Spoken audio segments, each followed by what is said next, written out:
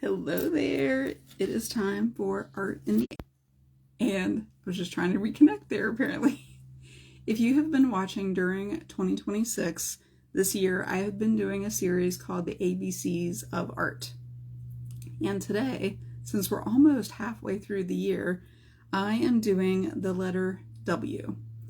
And this is another one that I thought, I don't know if I should do this word or not, because it seems like there wouldn't be that much to talk about. And then as I started thinking about it, I thought there have been so many questions that people have asked me about watercolor, which is the word that I'm doing today, that I just wanted to go ahead and share some things, because then that way this video will live over on my YouTube channel.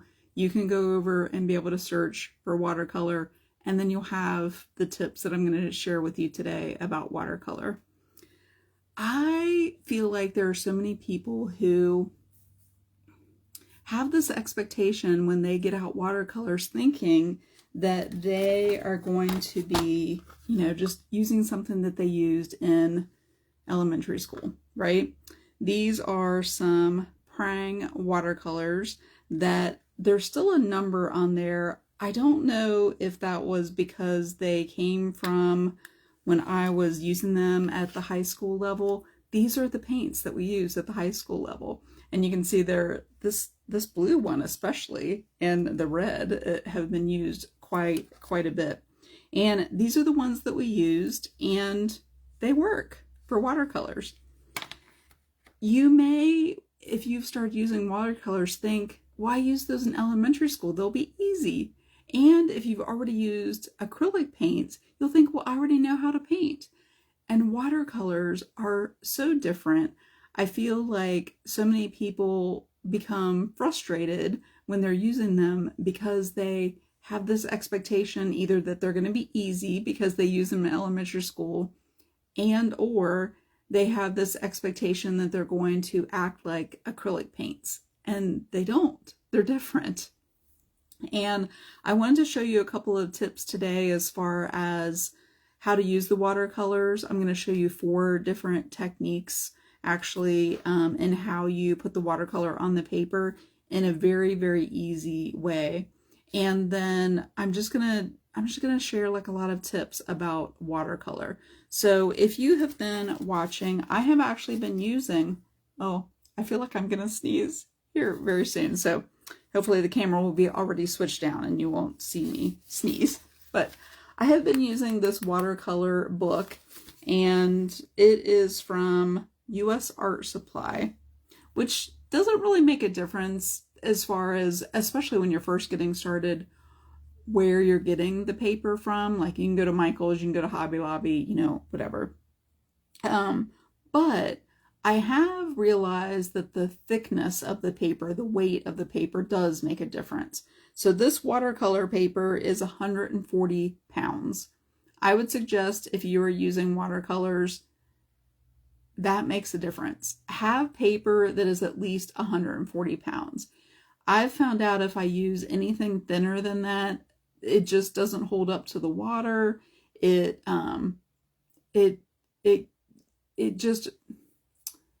loosens up the fibers of the paper too much, and then I get like these weird little fibers of the paper coming to the surface. Like 140 pounds is really my ideal weight that I like to use for watercolor. And this is what they call cold pressed.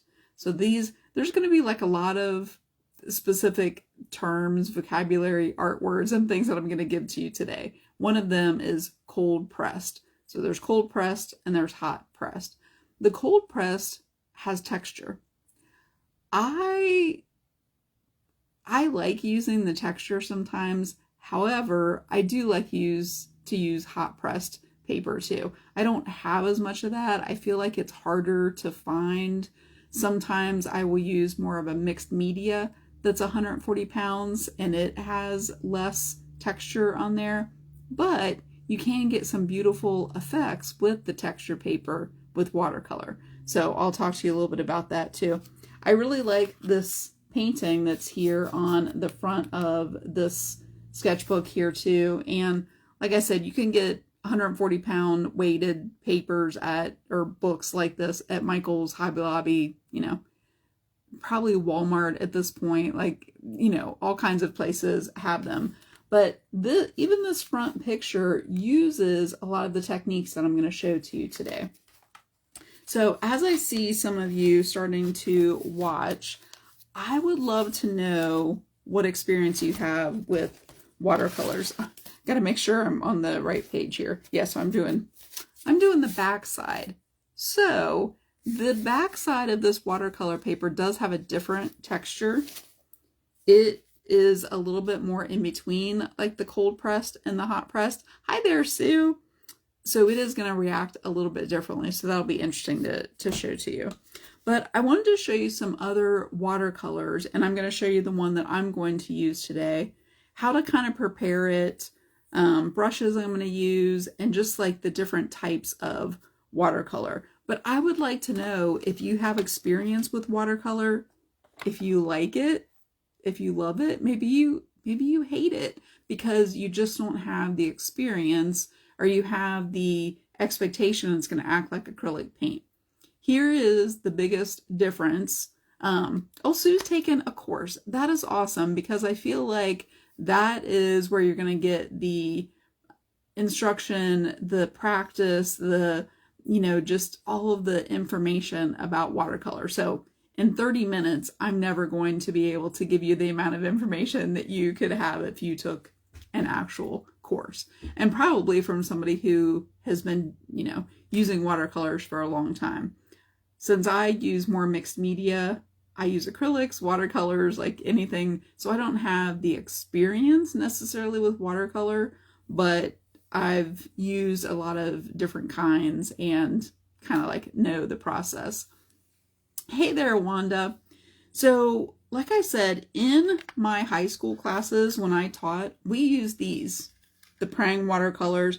I do feel like these were a little bit better than the Crayola watercolors. And these actually say professional on here. I don't know that I would call them professional, but I guess in their line, they're considered more professional. And I use these at the high school level. And when I show you the 4 different techniques of how to apply the watercolor, I'll show you the way that I was able to use these and get intense, more vivid colors, more like some of the other ones I'm going to show to you, was because I used a specific technique. So I will show you that. But a lot of the watercolors come in, oh, I didn't know that wasn't attached. They come in, these are more like little cakes. I did not like using these very much. You can tell they're not used very much. They were like more chalky, and they just didn't give a good coverage at all. So this brand name, I don't even know, Lafranc, and something. It's another French word. I did not take French. So I also have these inexpensive. These don't even have a name on them. These are probably like one of my other least favorite. They didn't have great colors as far as like how intense they were, and not my favorite to use. I do have a couple that are like these, and these are actually metallic ones, and I do like using these with my other watercolors. So these by themselves don't give me a very pigmented, because they have the metallic in there. But I do like playing around with these, especially, oh, look, like that pink color. So I do like these. And I have other ones, like this is, there's so many different colors in there. And I do like some of the fluorescent colors, and I've used this one that has the fluorescent in there. So I like some of those. And then this one is a larger set. This has 48 colors in here. And it has, I don't know if this lid is attached on here either. It's not. But I wanted to show you this one. It has this nice lid here, which you could use for a palette. And a white ceramic or porcelain surface like this works really well for a palette. And then as the watercolors dry, you can just leave them in there and you can actually reuse that pigment in there. But what I liked about this one is it has a sheet of the colors. I would suggest if you're going to use watercolors, whatever ones you have, create your own little swatch sheet like this. I'm going to show you another set that I have that came with where I could fill in. But this at least gives me an idea of like what the colors would look like different than the palette here. But this one's a nice little set that came with a pencil inside here, a brush, a sharpener for the pencil, and then 2 little sponges to be able to dry off your brush. And it also came with one of these brushes, which I'll show you, that you can put water in, and it works great for traveling. So I see where Sue says it's definitely challenging. It is challenging, especially if you want it to react like acrylics. Here is the biggest difference. If you do not know too much about the difference between, like you may know that they react different, but you might not know exactly why. Acrylic paints, for the most part, there are some that are labeled, but they are opaque. They cover up over top. So you can put a red and then you can layer blue over top of it, and you're going to read that color more as blue because it's opaque. It covers up the red. Whereas watercolors, as you can imagine, you're adding water to them, they are transparent, which means that if you put a red watercolor and while that watercolor is still wet, you put blue over top of it, you're going to make purple. So they're going to mix together. Even if the red is dry and you paint the blue over top of it, you're going to read that color as purple because you're going to see the red underneath the blue. So they're transparent, and that's what makes them so different and different in how you think about using them. The watercolors that I like to use are, I don't know why, these are one of the most vibrant watercolors I have used. So these are just a travel set of watercolors. The brand name I'm not sure how to pronounce, but if you put into Amazon travel watercolors, it's going to come out with something like this. And I've gotten a couple of different sets, all different brand names. And I think that it has 42 different colors. So I have a lot of different colors in there. And it has, you know, the little pans, I guess. But even when I look at these, the colors in these are just more intense than any of the other ones that I've showed to you. So I can just kind of tell by looking. And what I have found when I go to use these watercolors, typically what I do, I have a couple of different brushes that I like to use. Take a drink of water.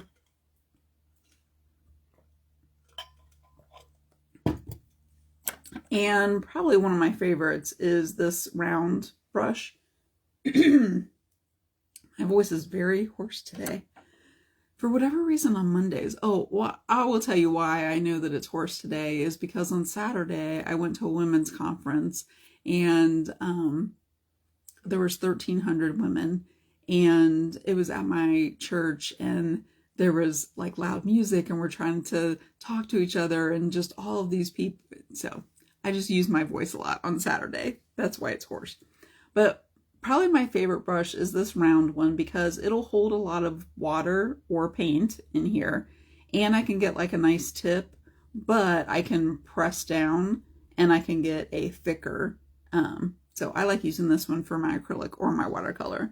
But if you have a brush like this that has like a thicker part of the bristles in here around it, it'll hold more of the liquid, more of the water, and it just helps you to move more of the paint around. And then I mentioned this one that you can add water to, and this one happens to be a flat water brush. And I have taken these when I have been traveling. I forget how this one, oh, so it screws and I can pour water. Like I've been on an airplane and I've taken my little bottle of water and I have poured water into here so that I have water to be able to paint while I'm on the plane. So I remember flying to California, it's about a 3-hour flight from here, and I remember having my paintbrush and adding water in there.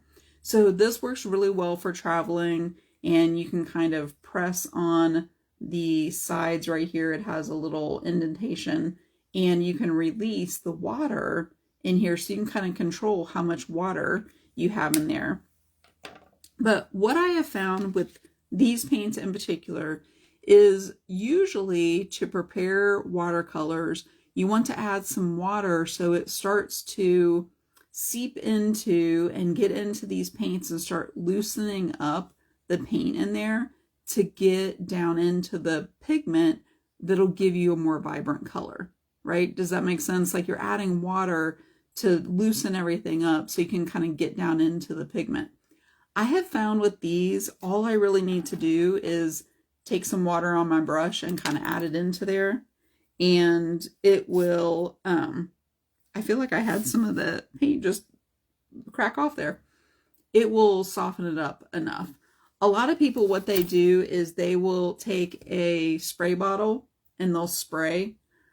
I don't like to do that just because I might not be using all of my paints. And then what I found specifically with this one is if I try to close it up while these are still really wet with a lot of water, they'll stick together because they're pretty tight in there.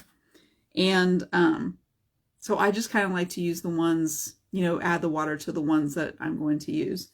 Some people I've seen will use a little pipette, and you know, just kind of a little squirt tube of water. And it would be pretty similar to this, where they would just take and like squirt a little drop of water in each one of the. So a lot of different ways you can add the water to it. But what I'm going to, oh, I have one more paint, 2 more paints to show you. These are Prima watercolors. And these are actually the ones that I took on the plane to California with me. And it has the little watercolor card, and I labeled, and I haven't painted on there the colors yet, but it is the perfect little travel set because it has this little mixing tray over here, and it has these that are magnetic in there, and they pop out, but they stay in there because they're magnetic. So, and it has like a nice little set. And these I found are pretty intense. They almost act a little bit more like gouache. And I'm not going to get into gouache. That may be my G word for the second half of the year. But think of gouache as like in between watercolor and acrylic. Because gouache has more of an opaque quality to it than watercolor does. So it's kind of like right in between acrylic and watercolor. So what I'm going to show you today on my piece of paper is 4 different techniques that you can apply watercolor. And I want you to try this with whatever set of watercolors you have, because it will help you start to get to know your watercolors. And you can do these 4 with each color, mixing colors. So there's a lot of different things that you can learn by doing this. So I'm going to go ahead and switch down and show you on my paper here how I'm going to do 4 circles. I think I can get 4 this size. And I'm going to label them so that you know what the techniques are. And this is what I would suggest when you're doing this too, is you label the technique so that you know, and you can come back to it and you can know what you did. So I'm going to do 4 circles on here.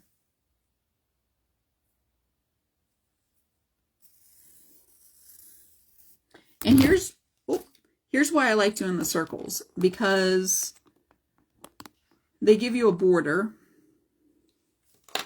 right? You know, the area that you're going to stay in. It's not the whole page, so you feel like it's manageable, and you're not trying to make a picture. And I feel like anytime you have a shape, that helps, so that you just have a more manageable little space. And I feel like the circle keeps me from thinking that it's, a rectangle, like a finished little piece of artwork. The circle helps me to just feel like it's like a study, like an experiment, like I'm just trying out things. So I'm going to use these, and there are definitely some colors that I use more than others. So I am going to probably pick like an orange kind of color in here. I'm going to pick, I know one of these colors up in here I don't use very often. They're like blues and greens up in here. And I don't use these greens very often. Maybe I'll use one of those, just so I have like a couple different colors. But those are the ones that I'm going to just get wet. I would suggest you start with some clean water. I even know some people who have 2 containers of water, so they wash out their brush in one, and then they use the clean water, when they need to have some clean water for their paint. So I am just adding my brush into my water and keeping it pretty wet and dipping it into the paint that I want to use, so the water starts getting down into those. Okay, so I have these 4 circles. Most people, when they think of using watercolor, they think of having a wet brush on dry paper. So that's the first one that I'm going to do, is a wet brush that has the wet paint in there. And I know you're thinking, but the watercolor is always going to be wet. I'll show you the difference. So I'm going to have some paint on my brush, and I'm just going to keep this wet, or, the paper dry. I'm sorry, brush is wet, paper is dry. And I'm going to kind of use a couple of the colors that I picked just to show you how watercolor it's attracted to where water is. So if you already have a wet paint and you add wet paint beside it, they're going to mix. They're going to be attracted to each other.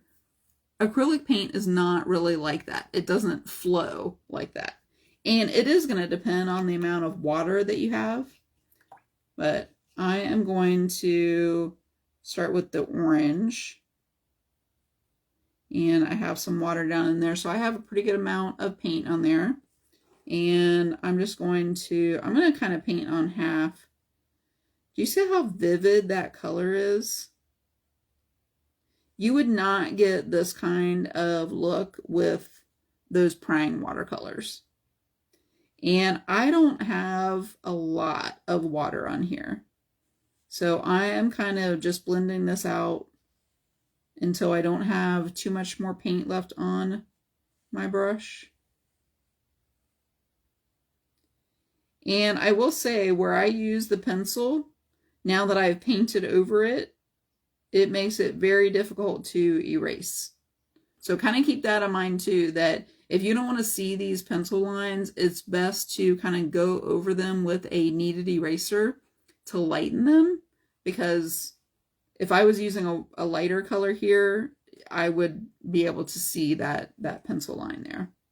So I've got this orange. Really, that's a really nice orange. I really do like that one. And I'm going to go ahead and wash off my brush. And I do usually try to keep a paper towel. And now I'm going to go into one of my other colors, probably the green that I have, and just show, while this is still kind of wet, but the paper is dry. And, oh, I went into the blue instead of a green. And I probably have a little bit more water on my brush for this color. But as I start to get kind of close over here to the blue, or to the orange, it's kind of dry because it was an area where I was letting the paint kind of thin out. But I'll go ahead and show you what's happening kind of with those two colors. I was thinking I was going to get green.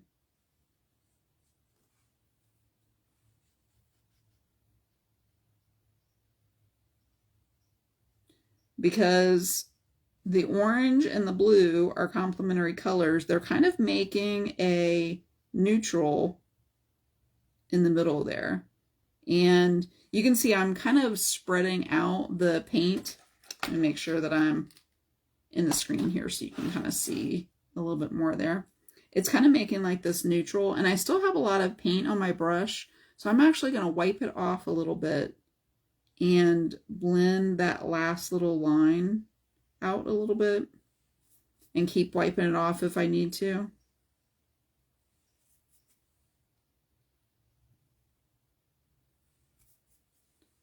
So it kind of blends out. And I'm going to do that a little bit more over on this side here too.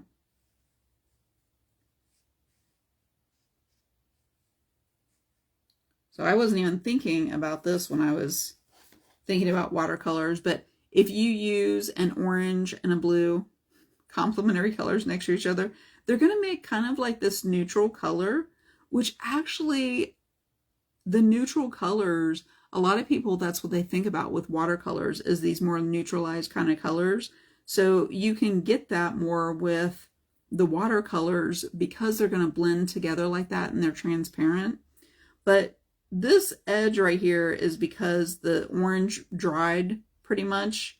And those are some of the things that you're going to learn if you're just doing these little circles, where you might not notice that if you're trying to do like a whole picture. Hi there, Kathy. I just saw your name popped up. Oh, yeah, I understand. I kind of started off with internet problems right at the beginning too, because it said I had a slow connection.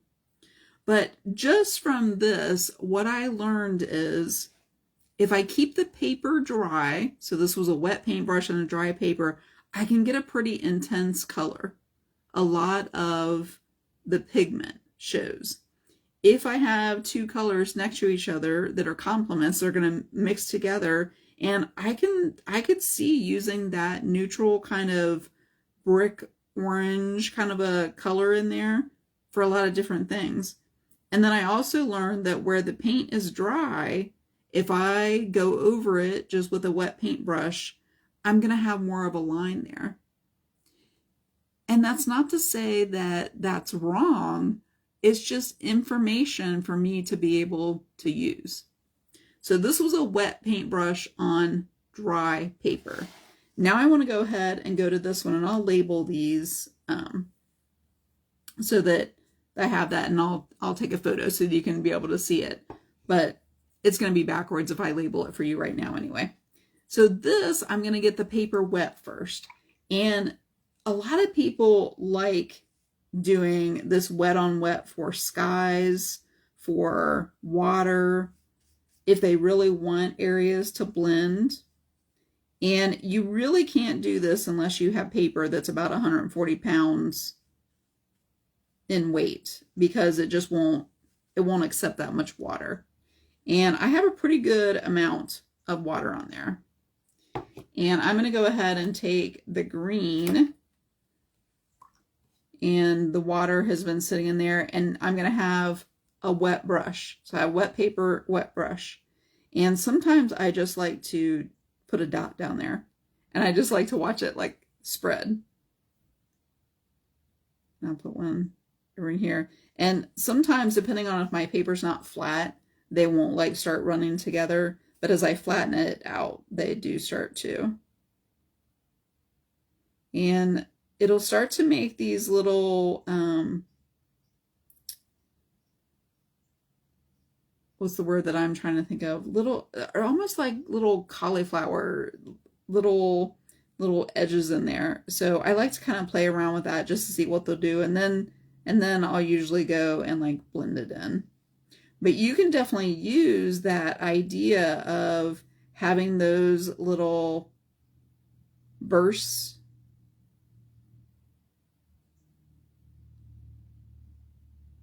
and just kind of let that paint start running around. So the wet on wet technique is a lot of fun to be able to just let the watercolor do what it wants to do. Now you might lose some of those little bursts, but you can see where this is kind of puddling up right here. So as long as I'm spreading the wet paint around and leaving a wet edge, I won't get that line like I did over in this one. So the paper is still wet over here. I'm going to wash out my brush, and I'm going to come into, with a wet brush, that blue again and start putting it over here.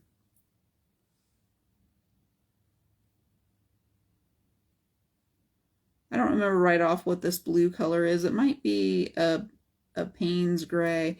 And you can see, since my paper, I didn't tape it down, since in this journal, it's starting to mix in with this green over here, and it's making kind of like a nice sappy green kind of color. And right there it started like blending in, so I could even do more of that because that green is still wet. And I'm not going to pick this up because it is wet here, but when I went into the paint, it's like down into the pigment now. And I was able to pick up some of the paint, and it became more intense, like right in this area right in here. And that was because I picked up more paint and less of the water. So you can, even on a wet on wet technique, get some crisp edges depending on how much. Now, since I have a lot of water right there, one of the things that you can do is take your paper towel, and I like to just let the paper towel absorb some of that water. And if that's still not enough, I can actually like take the paper towel and just press it down on there, and it'll absorb a lot of that water. So look at that like nice sappy green kind of color. And you do have to be kind of careful because it'll start to pick up some of the paint. But again, that's another thing that you can learn about. Maybe you like that texture. Maybe you want a lighter cloud, you know, out of the blue area. So you could actually take a paper towel, a sponge, and pick up some of that water and create a lighter, you know, a lighter color in there, a cloud or whatever it might be. I'm going to go ahead and pick up a little bit of this in here too. So this was the wet brush on a wet paper. So it was wet on wet, but I did pick up some of it with the paper towel. So it's already starting to dry because I picked up a lot of that. The other two here are dry on dry and then dry on wet. So when you think about watercolor, you think about there being a wet brush. However, since I already have water down in these, it's gotten down into the pigment, and I can almost pick up the paint now, just like I did on the edge over here, like I do with acrylic paints. So I'm going to go ahead and get my paper wet, and you'll see it's going to be very similar to this edge right here. And I'm going to just try to pick up the pigment that's already in the colors without adding water to my brush. So I'm going to go ahead and I'll get this dry, or I mean, get this wet. And then I'll show you on the very last one, the dry on dry technique. So my paper is wet, and now I am kind of tapping off my brush, and I'm going to go into the orange. So it's not dripping off my brush. Actually, you can't even see it as well as you could when I had it over here. So it's really a lot more like an acrylic paint. But since the paper's wet, it's going to react different than this over here. So you can see, even though this is wet, I can control where I'm putting this paint, and it's not bleeding out like it did over here. So again, if you think about, okay, I want an edge, my paper is wet, but you wouldn't want wet over here too, because then like I said, they'll be attracted to each other. It'll just start to blend. So I like this technique because I feel like I can get some nice edges and I get that look of the watercolor.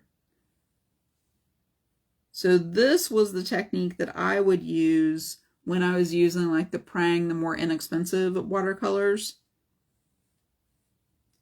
when I was teaching high school, and I could get some pretty intense, like as I pick up the paint especially, you know, I can get some pretty intense, vivid colors there, and I can kind of control it, but I still get like that soft edge. I get like that blending that I like with the watercolors.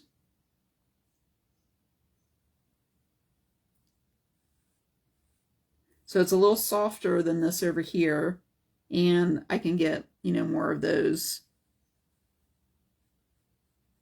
kind of soft edges. So I'm going to go ahead and kind of keep this wet over here. So I'm really kind of blending that out. And then I'm going to pick up some of the green that I had.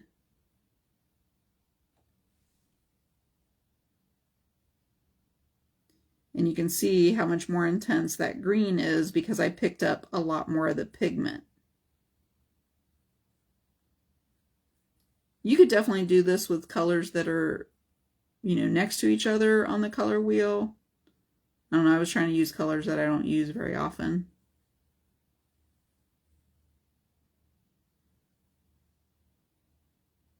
And then as I get over here, I'm going to go ahead and tap off my brush, and then I can kind of blend those two.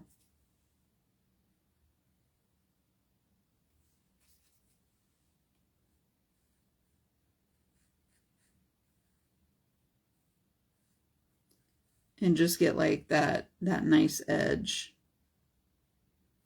That just kind of, normally you couldn't get an orange blended into a green, but with the watercolors, you can kind of do that. Okay, the last one that I want to show you here is dry on dry. And with any of these three techniques, since you have the paper, well, these two, since you have the paper wet, and then this one's going to be wet after you add the paint to it, there are some other fun things that you can do. We used to do with the high school students. You could use salt, and you can sprinkle it into where the paper's wet and let that sit there and dry, and it will absorb and create some cool textures. I've done that for sand, or, you know, in any place that I kind of wanted like some texture. You can also take plastic wrap and you can kind of crumple it up and put it on there, let that dry, and you can get some really fun edges that are darker. And so I've done that for areas where I want some texture that's bigger, like mountains or things like that. With the dry on dry, you can't get the textures that way, but if you're using paper, this is smoother on the back here, but if you're using more of a cold pressed that has more texture, the dry on dry will really pick up the texture of the paper. So I like to use a flat brush for the dry on dry, and I like to use a brush really that's a little stiffer, that has, you know, lots of bristles. This one's actually pretty stiff, because then I can pick up the paint on the edges of the bristles there. And I'm going to pick up some of the blue. And so you can see it's just kind of like on the edges. It's not going to pick up as much of the texture on the paper, but think about if you did something to the paper where there was texture, you use like texture paste, or you used modeling paste or, you know, something where there was texture, this dry on dry technique, even with watercolor, I don't know what happened there. It was trying to reconnect. So I just thought, well, I'm just going to start painting. So I picked up the same blue. It's the same blue as I used in these two, but it's picking up the texture of the paper, which is a little bit softer. But you can see if I had a dry paper and I really wanted to get some texture, you can still do that with watercolor. You just have to make sure that your paper is dry and your brush is pretty dry where you're just picking up the pigment of the watercolor. So I definitely use this a lot if I'm trying to do sand, if I want like texture on a palm tree, if I want, you know, more of a fur. I wait for everything to dry, or I use my little heat tool, and I will just pick up some pigment, and I can get lots of texture on there.